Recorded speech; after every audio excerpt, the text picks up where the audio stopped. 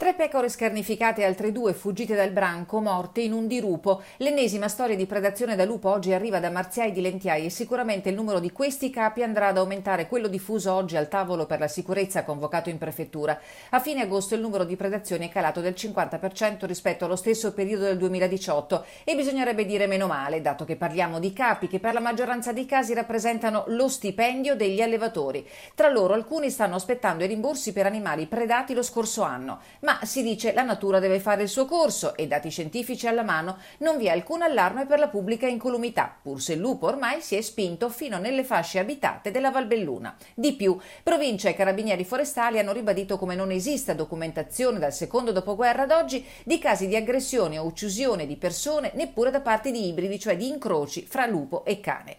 Rafforzare la prevenzione a tutela del settore zootecnico e la corretta informazione alla popolazione gli impegni assunti oggi a Palazzo dei Rettori.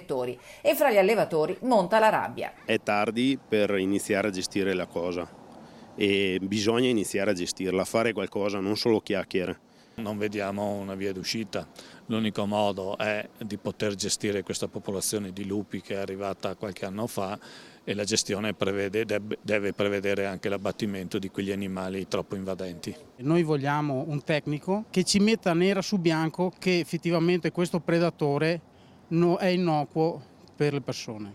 In prefettura a farsi interprete della voce degli allevatori è stato il sindaco di Borgo Valbelluna. Noi non ci rendiamo conto di quelli che saranno i drammi, di quelle che saranno le conseguenze drammatiche di questo fenomeno fra 5, 10 e 20 anni, perché avremo un abbandono totale della montagna da parte dei nostri agricoltori e la politica si deve fare voce di queste istanze per controllare e per limitare e per ridurre il numero di questi animali.